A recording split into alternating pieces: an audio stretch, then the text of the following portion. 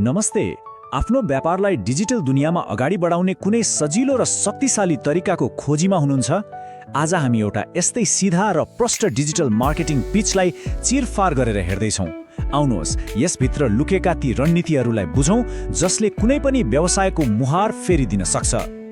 जुनसुकै व्यवसायको मुटु बनेकै ग्राहक हुन्, तर आजको यो अनलाइनको भिडमा आफ्नो सही ग्राहकसम्म पुग्ने कसरी हो, यो आजको समयको सबैभन्दा ठूलो टाउको दुखाइ होइन त? अनि हाम्रो आजको विश्लेषण पनि ठिक यहीँबाट सुरु हुन्छ। हेर्नुहोस् त, यो पिचको सुरुवात कति सिधा प्रश्नबाट गरिएको छ। के तपाईँ व्यवसायी हुनुहुन्छ? यसले सिधै लक्षित व्यक्तिलाई समात्छ। यदि कोही आफ्नो व्यवसाय बढाउन दिनरात खटिरहेको छ भने यो प्रश्नले उहाँलाई हो, यो मेरै लागि हो भन्ने महसुस गराउँछ। अनि त्यसपछि आउँछ अर्को प्रश्न जुन हरेक व्यवसायको मनभित्र हुन्छ। व्यवसाय हुनु एउटा कुरा हो, तर त्यसलाई बढाउनु, अझ धेरै ग्राहकसम्म पुग्नु, त्यो त असली चाहना हो। यो प्रश्नले ठिक त्यही चाहनालाई छोइदिन्छ। ल, समस्या त थाहा भयो, चाहना पनि थाहा भयो, अब समाधान के त हो? अब यो पिचले हामीलाई समस्याको समाधानकर्तासँग परिचय गराउँछ। एक यस्तो विशेषज्ञ जसले यो डिजिटल भुलभुलियालाई सफलताको बाटोमा बदल्न सक्छन्। अनि त्यो समाधान लिएर आउने विज्ञको रूपमा प्रस्तुत गरिएको छ भरत मगरलाई, एक व्यावसायिक डिजिटल मार्केटर जो व्यवसायको डिजिटल यात्रामा सघाउन तयार छन्। यसले समस्या मात्र होइन, समाधान पनि छ भन्ने विश्वास दिलाउँछ। त्यसो भए समाधानको ठोस योजना के हो त? कुरा मात्रै हो कि साँच्चै केही गर्ने योजना छ? यो पिचले डिजिटल सफलताका चारवटा मुख्य आधार स्तम्भहरू प्रस्तुत गर्छ। ल, आउनुहोस् एक एक गरेर हेरौँ न त। यहाँ सफलताको पूरा नक्सा नै देखाइएको छ। पहिलो कदम प्रभावकारी सोशल मिडिया, जहाँबाट ब्रान्डको चर्चा सुरु हुन्छ। त्यसपछि पालो आउँछ आकर्षक वेबसाइटको, जुन तपाईँको डिजिटल पसल हो। तर पसल भएर मात्र कहाँ हुन्छ र? मान्छेले खोज्दा भेटाउनु पनि त पर्यो हो।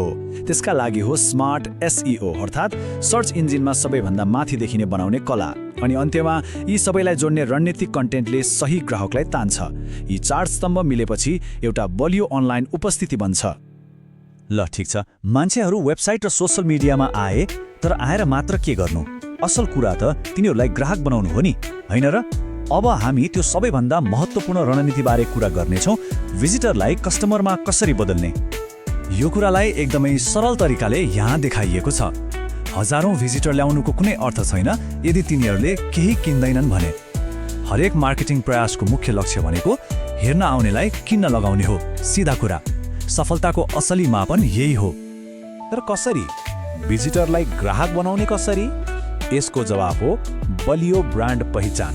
जब मान्छेले एउटा ब्रान्डलाई भिडमा पनि छुट्टै चिन्छन् नि, सम्झिन्छन् र भरोसा गर्छन्, हो त्यही भरोसाले नै उनीहरूलाई किन्नका लागि प्रेरित गर्छ। अब यति सबै रणनीति र योजना बुझिसकेपछि पालो आउँछ एक्सन लिने। यो अन्तिम खण्डले व्यवसायीलाई निर्णय लिन र अगाडि बढ्नका लागि आह्वान गर्छ। यो वाक्यलाई ध्यान दिनुस् त, यो केवल एउटा नारा होइन, यो साझेदारीको प्रस्ताव हो। यहाँ म गरिदिन्छु भनिएको छैन, सँगै गरौँ भनिएको छ। यो सानो कुराले कति फरक पार्छ, होइन? यसले भरोसा र सहकार्यको भावना जगाउँछ। त्यो सहकार्यको लागि अब एकदमै क्लियर कल टु एक्सन दिएको छ। यदि यो योजना मन परेको छ र आफ्नो व्यवसायलाई साँच्चै डिजिटल दुनियाँमा फैलाउन चाहनुहुन्छ भने सिधै भरत मगरलाई सम्पर्क गर्ने। अनि सम्पर्क गर्न पनि कुनै झन्झट छैन। सिधै व्हाट्सएप नम्बर दिएको छ 98 60 13 55 84। यसले अगाडि बढ्ने प्रक्रियालाई एकदमै सजिलो र छिटो बनाइदिन्छ।